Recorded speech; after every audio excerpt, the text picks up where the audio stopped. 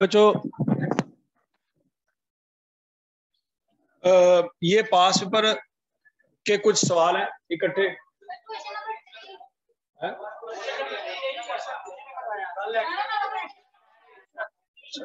मैं करा दूंगा, मैं इधर ही हौसला तो खैर होगी जो ठंडी होनी थी। बच्चों ये नोट कर लें, क्वेश्चन नंबर 1 है नन्ना मुन्ना से सवाल, ये आपने होमवर्क से करना है। फाइंड क्या करना, पढ़ लो। टोटल कैश कर लोगे। क्वेश्चन नंबर 2 नन्ना मुन्ना से सवाल एक और कर लोगे। Very good. अब ये क्वेश्चन नंबर 3 है, ये भी आपने करना है। क्वेश्चन नंबर 4 जरा गौर से देखिएगा बच्चों, नाम देखा देखा सा लगता है, डैफोडिल कर चुके हैं। अच्छा जी बच्चों, क्या ये SCCL वाला सवाल भी हम कर चुके हैं? सबसे पहले दिन ये सवाल किया था हमने, ठीक है जी, ये हमने सवाल किया था और इसके बाद कोई सवाल नहीं किया था, सही है। अच्छा जी बच्चों, आपको मैं एडवांस में बता रहा हूं कि आपको जो टेस्ट आना है ना, इन्हीं में से किसी एक क्वेश्चन का टेस्ट आना, तो इसलिए वो कब आना है, इनमें से कोई एक सवाल अच्छी तरह से कर लें, आ जाना है आपको। एडवांस में बता रहा हूँ, ये ना हो कि फिर भी टेस्ट ना दिया और फिर भी फेल हो गया तो बंदा क्या करे। इनमें से कोई एक सवाल है 1 से लेकर 10 तक, वो आपने कर लेने हैं, पी जाने अच्छी तरह से। अच्छा जी बच्चों, मुश्किल मुश्किल सवाल मैं करवा देता हूँ, आसान आसान सवाल आपने कर लेने हैं। क्या क्वेश्चन नंबर 3 फ्यूटेक के नाम से था? गौर से देख लें।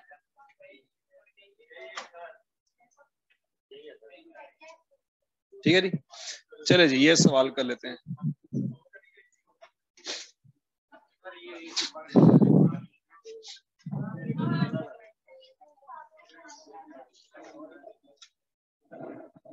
हाँ जी, और बोलो तो सही, यही है।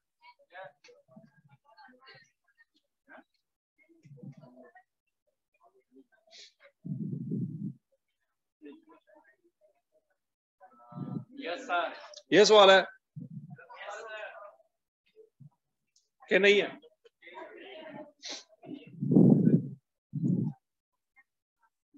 अच्छा जी, अब सबसे पहला काम यह है बच्चों, आपने इसकी रिक्वायरमेंट पढ़नी है।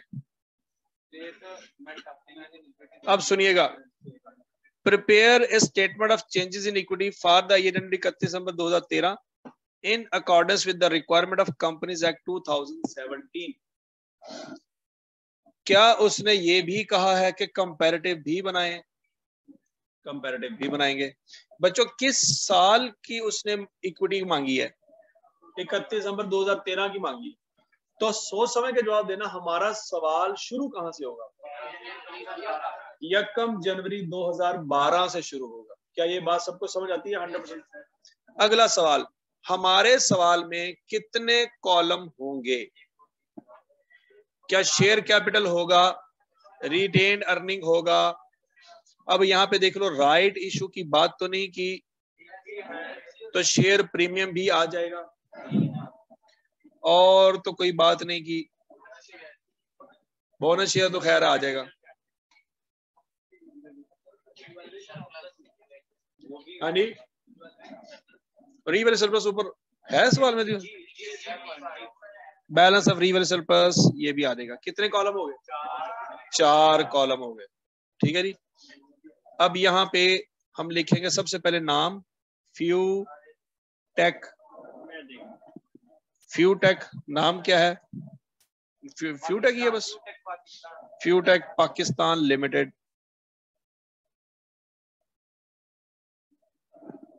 ये लाइन लगाएंगे यहाँ पे, फिर आगे क्या लिखेंगे? Statement of changes in equity, फिर उसके बाद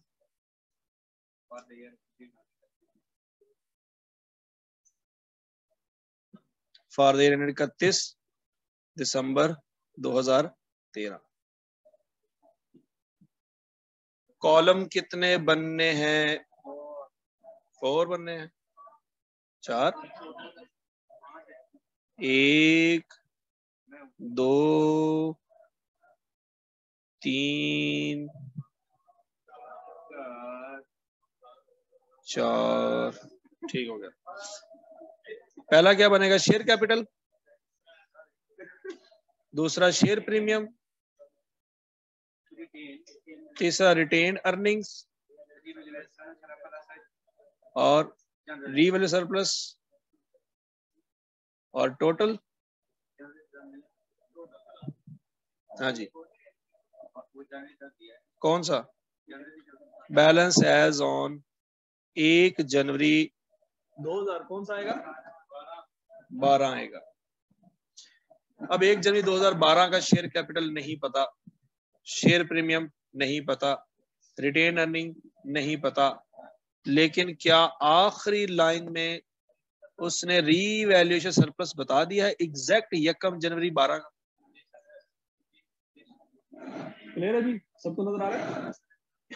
सिर्फ ये बैलेंस उसने 1 जनवरी 12 का बताया और कोई बैलेंस उसने नहीं बताया।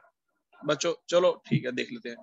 बच्चों यहाँ पे फाइनल डिविडेंड आएगा, किस साल का आएगा? 2011 का।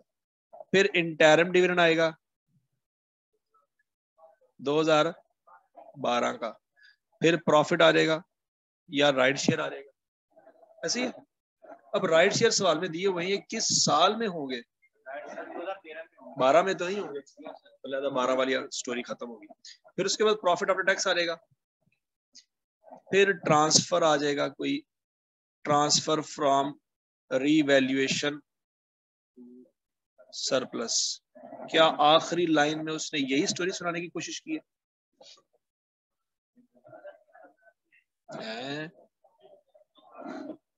नजर क्यों नहीं आ रहा?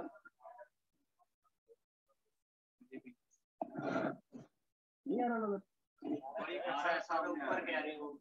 अच्छा, बहरहाल यहां तक बच्चों हमारा जो है ये सवाल क्लोज हो जाएगा। तो इसके बाद क्या आ जाएगा? बैलेंस एज ऑन 1 जनवरी 2013 और 1 जनवरी 2013 का बैलेंस उसने दिया है 116 मिलियन। जरा गौर से देख लो। और उसने रिटेन अर्निंग का बैलेंस दिया है 58 मिलियन। तो ये बैलेंस उसने दिया। यहाँ पे क्या लिखेंगे? 116 और रिटेन अर्निंग 58। शेयर प्रीमियम कोई नहीं है, रीवैल्यूएशन सरप्लस पता नहीं क्या है, वो देखते हैं बराबर। क्या यहां तक की स्टोरी सबको समझ आ गई? यहां तक बता दो। वो क्वेश्चन मार्क है, वो नहीं पता अभी हमें।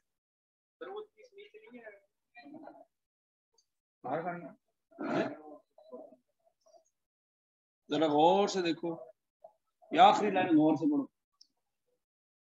तारीख बताइए है? हाँ जी, और क्लियर है।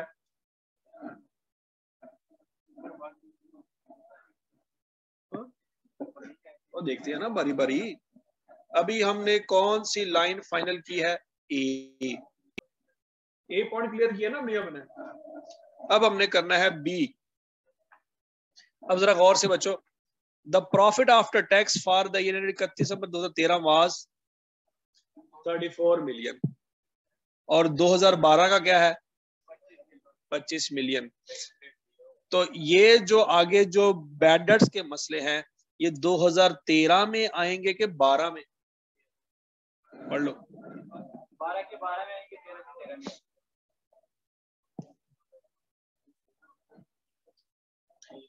ये जो बैड डेट्स की बातें हो रही हैं ये करंट ईयर की हो रही है कि पिछले की हो रही है? ये देखो, it has been agreed at prior to the finalization of the profit. ये किस साल की प्रॉफिट की फाइनलाइजेशन हो रही है? करंट ईयर के पिछला साल। और खोते हो, क्या पिछले साल का ऑडिट हो चुका होगा? क्या पिछले साल का ऑडिट ऑडिटर ने करके सारे अकाउंट्स फाइनल कर दिए होंगे? उसमें कभी गलती नहीं हो सकती। हमेशा गलती होगी तो कहां पे होगी? करंट ईयर में होगी, ड्राफ्ट फाइनेंशियल स्टेटमेंट में होगी। ये जो बैड डेट्स की बातें हो रही हैं, ये 2013 के प्रॉफिट के बारे में हो रही है कि 2012 के? तो इसका मतलब हुआ बच्चों 12 वाला प्रॉफिट फाइनल है। 12 वाले प्रॉफिट में कभी गलती नहीं हो सकती। वो साल पुराना प्रॉफिट है और वो ऑडिटर ने ऑडिट कर लिया होगा। 3 महीने के अंदर अंदर ऑडिट रिपोर्ट देनी होती है, याद है कि नहीं याद? 3 महीने के अंदर तो 3 महीने कब के गुजर चुके हैं। तो बच्चों प्रॉफिट आफ्टर टैक्स 25 मिलियन का यहां पे सीधा सीधा आ जाएगा। सोच लो। लेकिन 34 मिलियन जो है, क्या ये भी आ जाएगा? नहीं, इसमें मसले हैं। इसमें क्या है? मसले हैं। अब मसले क्या हैं? अब बड़ा जरा पढ़ो। However, अंग्रेजी सबसे बड़ा मसला यहाँ पे अंग्रेजी है। ताहम नहीं, पहले पढ़ तो लो पहले। However, FuTech has noted that no provision for doubtful debt is being maintained. I cap ने वर्ड यूज किया है passive voice, is being maintained। ये being का वर्ड पैसिव वॉइस में आता है। ऐसी इसका जरा उर्दू में तर्जुमा तो बताओ। हो चुका है। नो का मतलब है हो चुका है। Very good. तेरा तो बीइंग तो बड़ा मसला थे, नो वाला है। बीइंग का मतलब बता रहा हूं। हाँ जी, मैं बता रहा हूं वो नहीं हो चुका है। हाँ जी बच्चों, अब अगला सवाल। प्रेजेंट इंडेफिनेट का जो एक्टिव वॉइस होता है उसको जब पैसिव में कन्वर्ट करते हैं तो उसमें बीइंग आता है? पता नहीं। वो एग्जाम थी हमारे यहाँ पे। He goes to school. He is gone by school.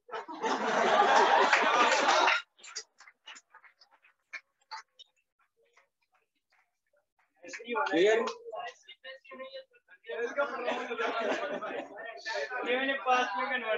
अच्छा जी, अच्छा सवाल ये है, अब आगे सुनो। यहाँ पे असल मसला ये है, सुन लो।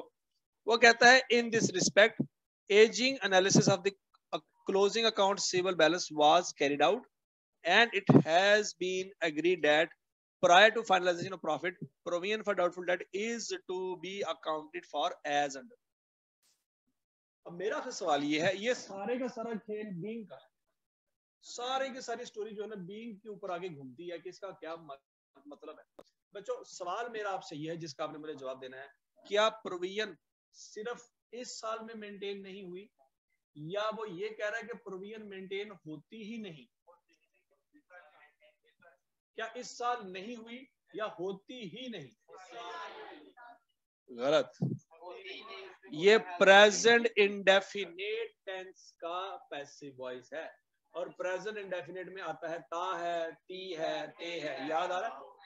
तो वो देखो, वो स्कूल जाता है, ये आज की बात हो रही है कि पॉलिसी की बात हो रही है?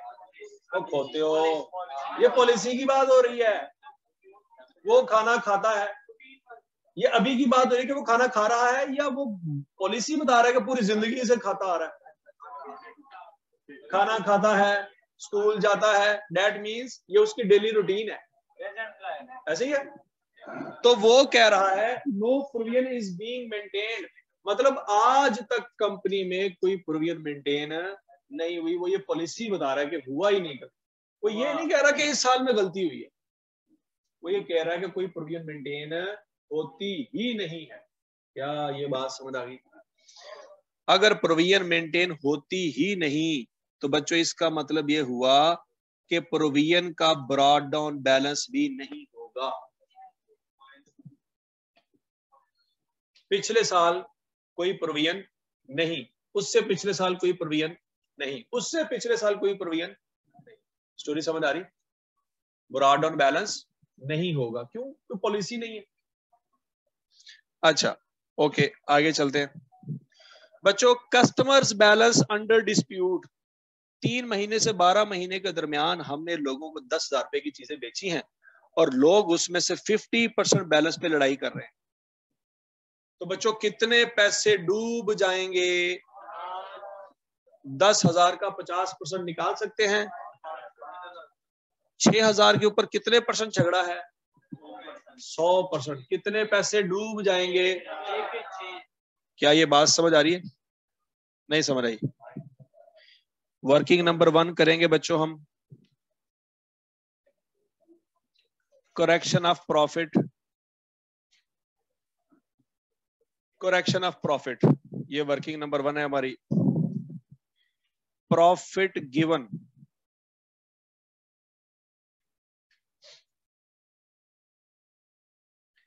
बच्चों क्या 34 मिलियन प्रॉफिट गिवन है आपको? बता दो शाबाश। 34 मिलियन का प्रॉफिट गिवन है। ये जरा गौर से देखो। अब ये बिफोर टैक्स है कि आफ्टर टैक्स है? आफ्टर टैक्स है। बच्चों प्रॉफिट बिफोर टैक्स अगर निकालना हो तो क्या हम निकाल सकते हैं? बच्चों 34 मिलियन को प्रॉफिट टैक्स का रेट देखते हैं सवाल में।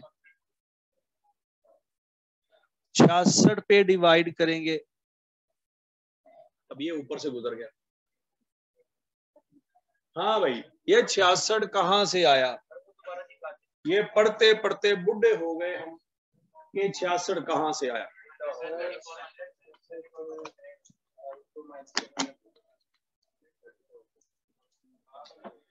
बच्चों देखो, प्रॉफिट बिफोर टैक्स पता नहीं क्या है। टैक्स कितने परसेंट लगेगा? ये बिफोर टैक्स पे लगेगा कि आफ्टर टैक्स पे? और खोते हो 34% लगाए ना पहले, तो ये बिफोर टैक्स किया 30% ही होगा।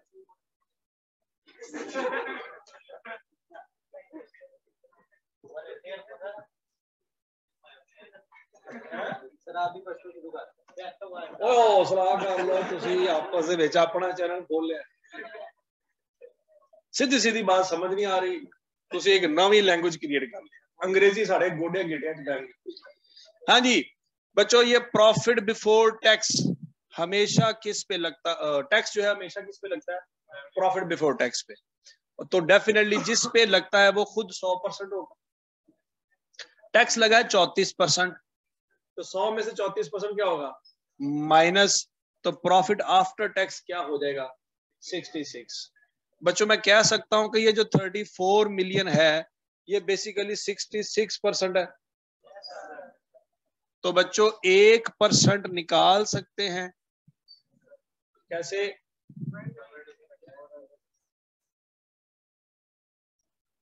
$34 डिवाइडेड बाय 66,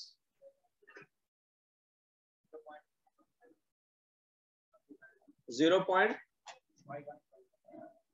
क्लियर है? और बच्चों मैंने निकालना है 100%।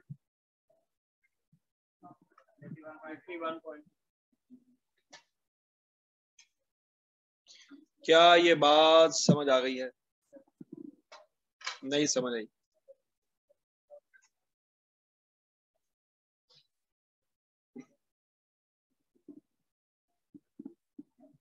ये वर्किंग नंबर 1 से हमने निकाला, बल्कि ये वर्किंग नंबर 2 से निकाला। हाँ जी, इस पे बता दो जी, कोई चीज समझ ना आई है?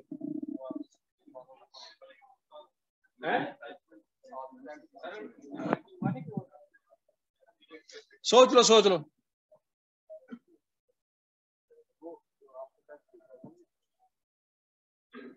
लिखा हुआ 34।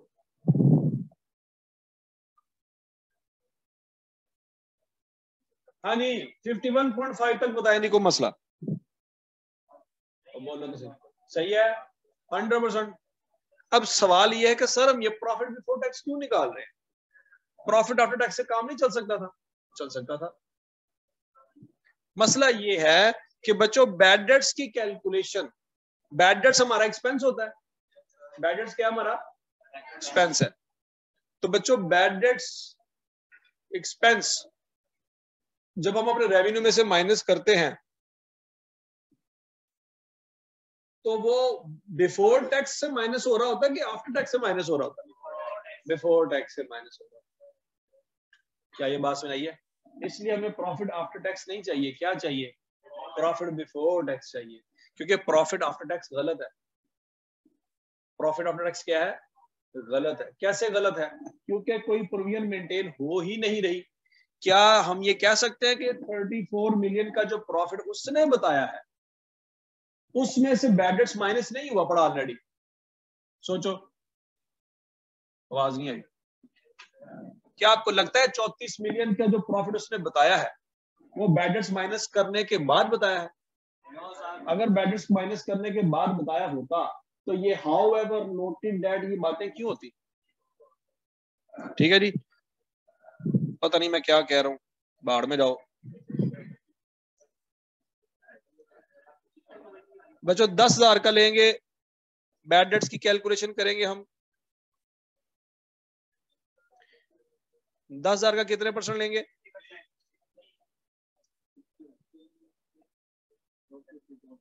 क्या आंसर आएगा?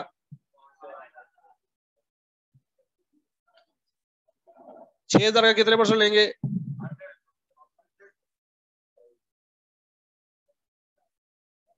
क्या आंसर आएगा? 50,000 का कितने परसेंट लेंगे?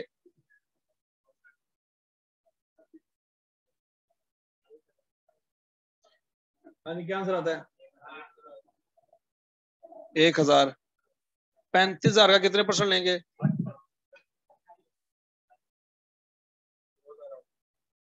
क्या आंसर आएगा? 15,000 का कितने परसेंट लेंगे? 10%। टोटल कर लें, क्या आंसर आता है? 16,300। क्या मैं कह सकता हूं कि ये बैड डेट्स हैं और ये बैड डेट्स रिकॉर्ड नहीं हुए, ये करने हैं? अब ये 16,300 है बच्चों, और यहां पे उसने ब्रैकेट में कुछ लिखा हुआ रुपीज इन लिखा हुआ है बच्चों, इसका मतलब है यहाँ पे 3 जीरो और आने चाहिए। सोच लो। हाँ जी बच्चों, ये मेरा प्रॉफिट किस डिनोमिनेशन में है? मिलियन में। तो मुझे मिलियन में से क्या माइनस करना चाहिए? मिलियन ही माइनस करना चाहिए ना। तो बच्चों ये 16.3 मिलियन बन सकता है। तो 51.5 में से मैं क्या माइनस करूंगा? 16.3 माइनस करूंगा। ये 16.3 कहां से आया, ये समझ आई बात? ठीक है बच्चों, ये किस में है? मिलियन में। ये भी किस में होना चाहिए? मिलियन में होना चाहिए। तो बच्चों करेक्ट प्रॉफिट बिफोर टैक्स आ जाएगा। क्या आ जाएगा? 35.22 कि सिंगल टू? तो डबल टू कैसे आया? सोच लो शाबाश। बच्चों क्या टैक्स इसमें से माइनस होना चाहिए था?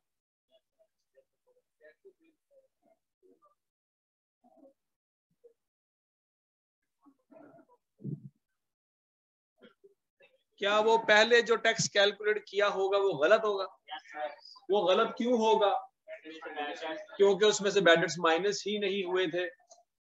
तो सही टैक्स क्या बनता है? इसका 34% लें। 11 पॉइंट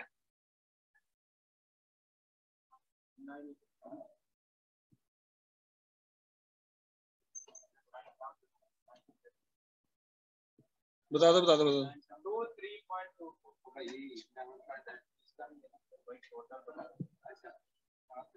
हाँ जी, profit after tax.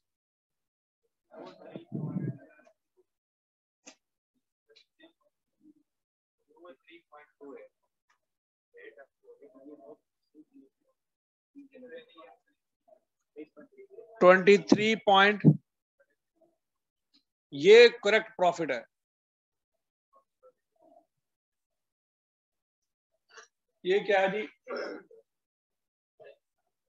Correct profit है। क्या ये बात समझ आ गई? नहीं समझ आई?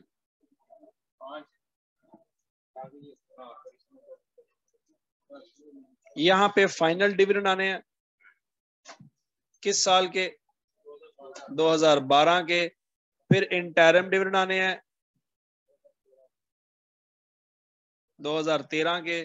फिर क्या आना है? नहीं, फिर आना है बोनस, नहीं, राइट शेयर। और फिर क्या आना है? Profit after tax. और प्रॉफिट आफ्टर टैक्स लिखेंगे हम वर्किंग नंबर 1 से। वो कितना आता है? 23.23 आता है। क्या ये बात समझ आ गई है?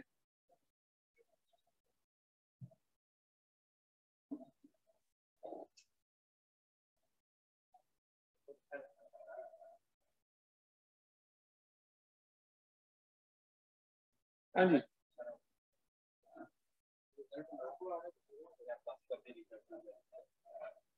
कभी भी आ सकता है। 7 को बताएंगे कि 9 को आएगा कि नहीं आएगा।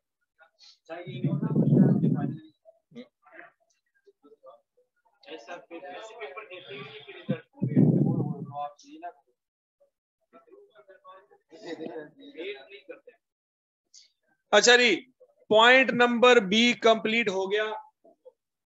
अब पॉइंट नंबर सी की बारी। अब पॉइंट नंबर सी, ध्यान से बच्चों, पॉइंट नंबर बी का तो बेड़ा गर्क हो गया, अब सी का बेड़ा गर्क ना हो जाए। बड़ा शौक था फ्यू टैक्स सवाल करने का, कर लो सवाल। अच्छा जी, अब बच्चों गौर से इसमें गलती ना हो। Depreciation expense for the year and 31 December 2013 and 31 December 2012 included incremental depreciation amounting to 6.5 million and 7 million on account of revaluation surplus means transfer the surplus to, ठीक है जी। मतलब एग्जामिनर को लगा है कि शायद आपको इसकी अंग्रेजी समझ ना आए, तो क्या समझ आ गई है? क्या वो ये कह रहा है कि डेप्रिसिएशन भी गलत है? वो ये नहीं कह रहा कि डेप्रिसिएशन गलत है, वो ये कह रहा है कि डेप्रिसिएशन ज्यादा चार्ज हो गई। और चार्ज ज्यादा क्यों हो गई? रीवैल्यूएशन की वजह से। तो जब एक्स्ट्रा डेप्रिसिएशन चार्ज हो जाती है तो उसका हम क्या करते हैं? रीवैल्यूएशन सरप्लस में से ट्रांसफर करते हैं रिटेन अर्निंग में। बच्चों 2012 का कितना ट्रांसफर करेंगे? 7। अखा खोलो, अखा खोलो, ध्यान से। अंग्रेजी अंग्रेजी।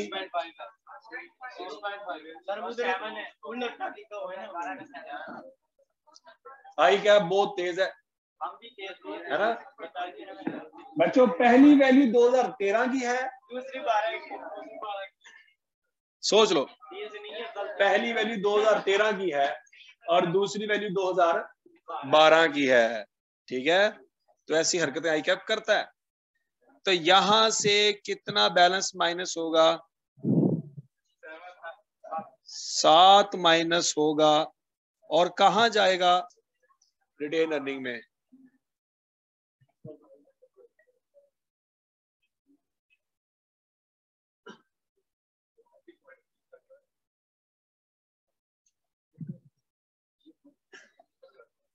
और यहां से कितना माइनस होगा और कहां जाएगा?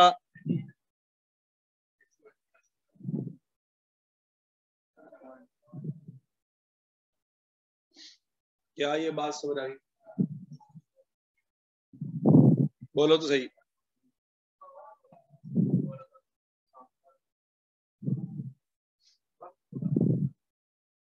हाँ जी, प्रॉफिट आफ्टर टैक्स भी क्लियर है दोनों सालों का, और ट्रांसफर फ्रॉम रीवैल्यूएशन सरप्लस भी क्लियर है दोनों सालों का।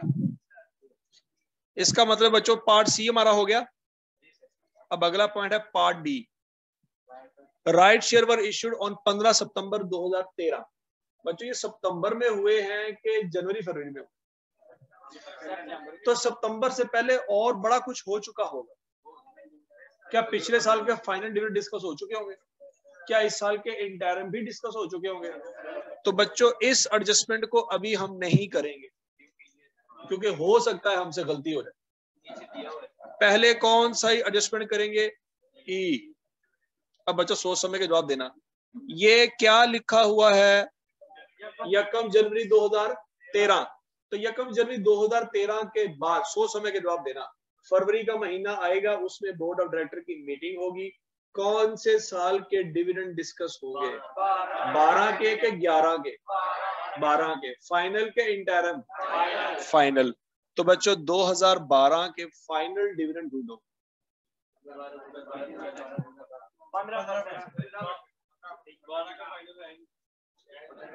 वेरी गुड, शाबाश शाबाश।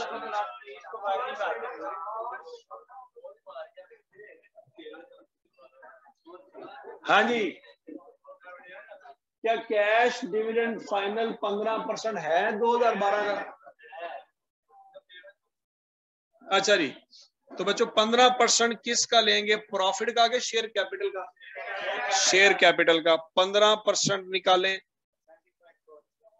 17.4 माइनस करेंगे। सोच लो, 15% किसका लेंगे?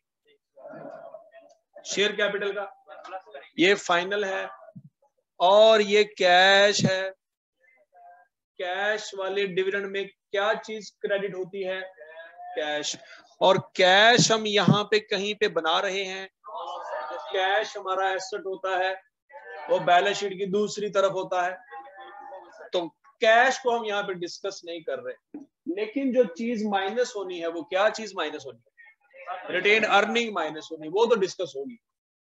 यहां तक की बात समझ आ गई? अच्छा जी, आगे चलते हैं। 2012 का फाइनल डिस्कस हो गया, ये फरवरी के महीने में हुआ होगा, ऐसे ही है। फिर उसके बाद क्या डिस्कस हुआ होगा? 2013 का इंटरम डिविडेंड। तो बच्चों 2013 का इंटरम ढूंढ सकते हैं, और ये यहाँ पे कुछ लिखा हुआ है स्टार लगा के, बता रहा कुछ कि राइट शेयर से पहले ये बात। अब आई क्या में देखो कैसी हरकत की है। राइट शेयर उसने डी पॉइंट में डिस्कस किया। अगर आप पॉइंट बाय पॉइंट चल रहे होंगे तो आप पहले राइट शेयर की कैलकुलेशन कर चुके होंगे, ठीक है? आप राइट शेयर की कैलकुलेशन कर चुके होंगे, और जब उसके बाद आएंगे पॉइंट ई पे तो पता लगेगा गलती होगी, फिर कटिंग कर रहे होंगे, फिर वापस जाके सब ठीक करेंगे। तो यहां से एक समझ आई बात कि जो पहले 15 मिनट दिए जाएंगे उसमें क्या करना? उसमें सवाल। सारा पेपर नहीं पढ़ा जाता, ना पढ़ना, कम से कम वो सवाल तो पढ़ लेना जो करना है। ठीक है जी। अच्छा जी, 18% पहले आएगा। 18% बच्चों कैश डिविडेंड है कि बोनस? 18% क्या आंसर क्या आएगा? 20.88 माइनस हो जाएगा 20.88, और 20.88 कहीं और पे प्लस होगा?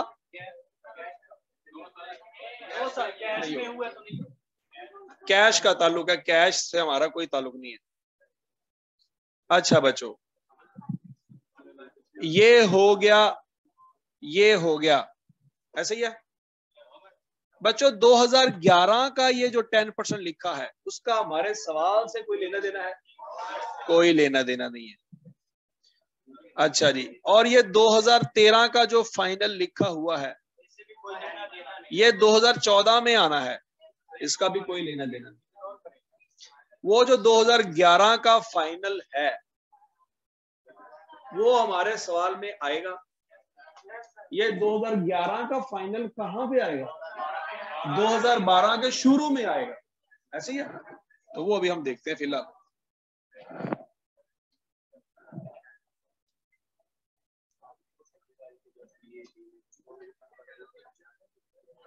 वो तो 2013 है, नीचे नहीं आप, वो 2012। अच्छा जी, क्या अब हम राइट शेयर की बात करेंगे? Point D. बच्चों, राइट शेयर की बात करने के लिए मुझे ये बताओ, ये जो 116 है, ये नंबर ऑफ शेयर हैं कि रुपीज हैं? रुपीज हैं, ठीक है जी। अब ये गलती ना हो आपसे, 116 हमारे पास रुपीज हैं।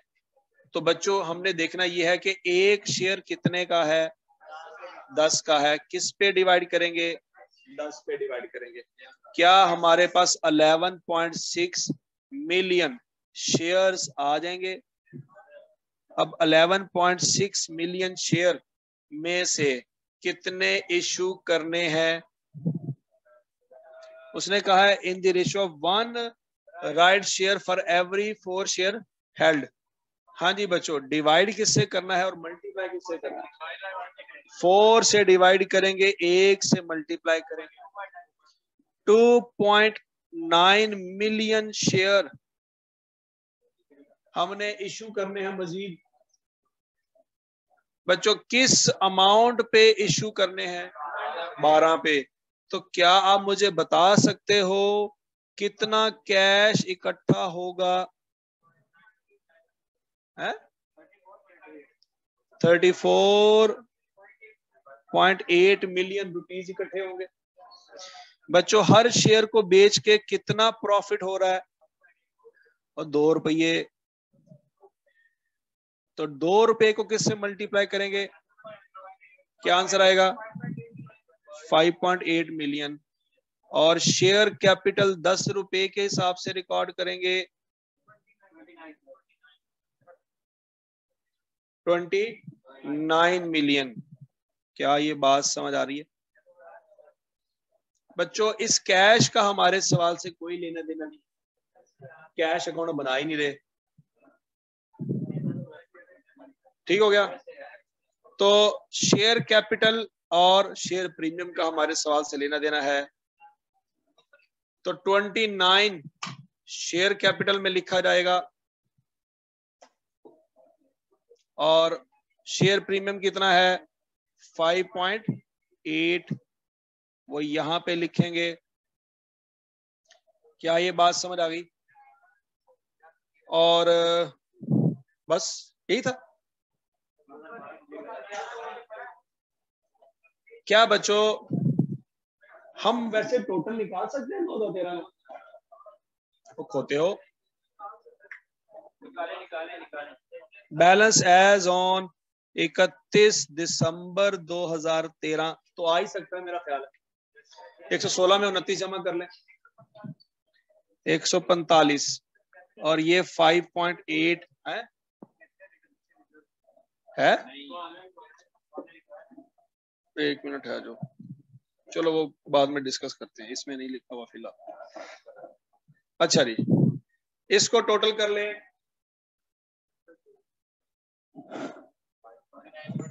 है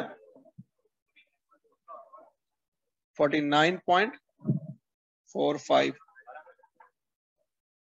अच्छा बच्चों ये सरप्लस का तो मेरे ख्याल हम टोटल कर ही सकते हैं कि नहीं? 30 में से पिछले साल कितना माइनस हुआ? ये क्या रहेगा? 23। 23 में से 6.5 माइनस करें, 16.5। 68.5 ले रहा है।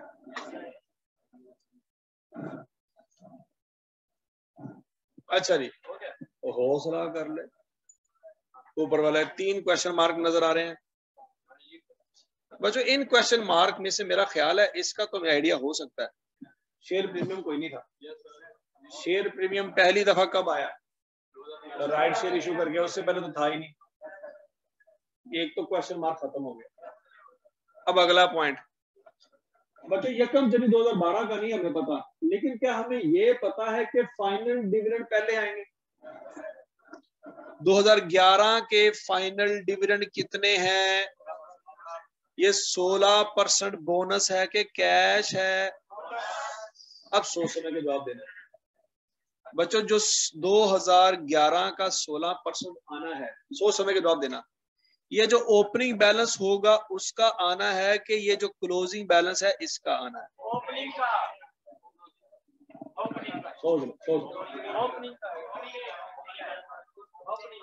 बच्चों कॉमन सेंस यूज करो, कॉमन सेंस। ओपनिंग का आता है, और जो चीज बाद में अगले साल होनी है उसका कैसे 16% है? इनको बाहर निकाल। क्या यकम जन, देखो मेरी बात सुनो, कॉमन सेंस यूज करो। और फरवरी 2012 में मीटिंग हुई, उसमें 16% डिविडेंड हुआ, तो शेयर होल्डर को ये बताएंगे कि जो 2013 में शेयर कैपिटल होगा उसका 16% आज दे रहे हैं? ये तो बेवकूफी है ना। शेयर होल्डर को तो पता ही नहीं 2013 में क्या होना है। अब बच्चों अज्यूम कर सकते हैं कि X रुपीज है शेयर कैपिटल। सोच लो, हमें नहीं पता शेयर कैपिटल क्या है, क्या X रुपीज अज्यूम कर सकते हैं? तो बच्चों X रुपीज का 16% लेंगे तो 0.16X आ जाएगा। बच्चों X प्लस 0.16X को मैं कह सकता हूं कि ये 116 मिलियन है। ये देखो जरा, हाँ जी पढ़ लेते हैं। 2012 का इंटरम डिविडेंड है? नहीं है। कोई राइट शेयर पड़ा 2012 का? नहीं, कोई राइट शेयर नहीं है, कोई इंटरम शेयर नहीं है, सिर्फ और सिर्फ एक ही फाइनल शेयर है। तो बच्चों शेयर कैपिटल पता नहीं ओपनिंग क्या है, मुझे नहीं पता। X रुपीज अज्यूम कर लिया, उसका लेंगे 16% तो क्या देगा? 0.16X। वो ओपनिंग और ये दोनों को टोटल करें तो बच्चों ये फाइनल फिगर, टोटल फिगर हमारे पास ऑलरेडी है 116। तो बच्चों यहां से क्या इक्वेशन बन सकती है? X plus 0.16X is equal to 116। सोचो, हाँ 1.16X इज इक्वल टू 116 और X की वैल्यू क्या 100 मिलियन आ जाएगा? सोच लो, सोचो।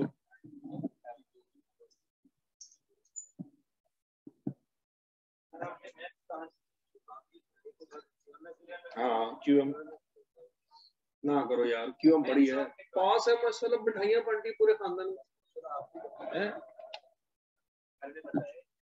QM पास है, वेरी गुड।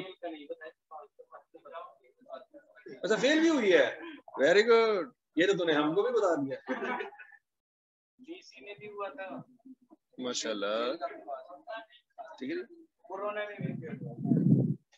तो बच्चों X की वैल्यू आ गई 100 मिलियन। तो बच्चों इसका मतलब ये हुआ फाइनल डिविडेंड 16 मिलियन के हो गए। 100 का लेंगे ना 16%, ये 16% किसका लेंगे? 100 का, तो क्या आ जाएगा? 16। टोटल करेंगे तो टोटल तो हमारे पास ऑलरेडी मौजूद है। क्लियर बच्चों? अब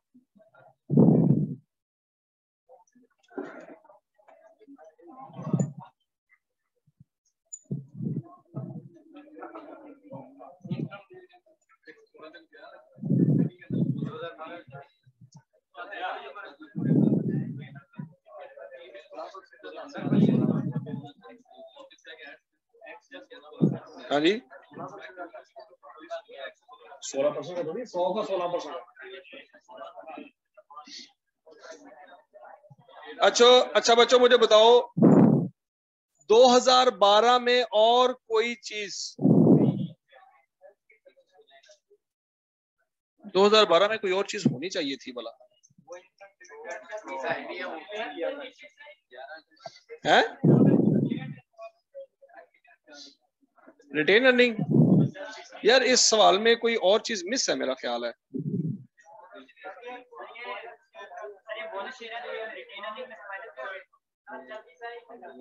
हाँ ये 16, ये 1 मिनट आ जाओ, ये 16% क्या चीज है? ये 16% बोनस शेयर है, तो बोनस शेयर की एंट्री क्या होगी? क्या होगी जी? माइनस। अच्छा बच्चों, अब सोच समझ के मुझे जवाब देना। अब हमारा आखिरी पॉइंट रह गया कि रिटेन अर्निंग का ओपनिंग बैलेंस क्या है? क्या? Bonus share. जरा गौर से देखो, बोनस शेयर कभी नहीं माइनस किया हमने, रिटेन किया था बच्चों। अब जरा गौर से, क्या हमारे पास साल के एंड की रिटेन अर्निंग है 58? अब नीचे से ऊपर जाना है, तो ये 7 और 25 जमा हो रहा था, अब क्या होगा? माइनस। और वो 16 माइनस हो रहा है, अब क्या होगा? प्लस। तो फाइनल फिगर क्या आ जाएगी? 42। क्या ये बात समझ रही? कैसे? अब ऊपर से नीचे आए, नीचे से ऊपर तो चलो फर्ज को समझ नहीं आया, अब जरा ऊपर से नीचे आके देखें बच्चों। 42 में से 16 माइनस होना है, 25 और 7 जमा होना है, 58 आना चाहिए। नीचे से ऊपर जाते समझ नहीं आया, ऊपर से नीचे आ रहे। जब नीचे से ऊपर जाते समझ नहीं आएगा तो उधर ऊपर वैल्यू कैसे आएगी? ऊपर से नीचे आए ना, फिर अपनी तरफ से जूम करें, पहले 1 ट्राई करें, फिर 2, फिर 3, फिर। हाँ जी, ये सवाल। हाँ जी, क्या ये बात सबको समझ आ गई है? अच्छा बच्चों, ठीक हो गया जी। अब ईमानदारी से, आज मैंने आपको पहला होमवर्क देने लगा हूं, इससे पहले मैंने कोई होमवर्क नहीं दिया भाई। ये 5 नंबर के सवाल है। क्वेश्चन नंबर 1 करना है, क्वेश्चन नंबर 2 करना है, क्वेश्चन नंबर 3 करना है, और आज ही करना है। ये आपको ये 5 पेपर हैं, आपको मैंने सेंड किए हुए हैं। हाँ जी, हाँ जी, आज मैंने आपके सामने सेंड किए हुए हैं। 1 2 3 तक करने हैं, 3 तक। Question 1, question 2, question 3।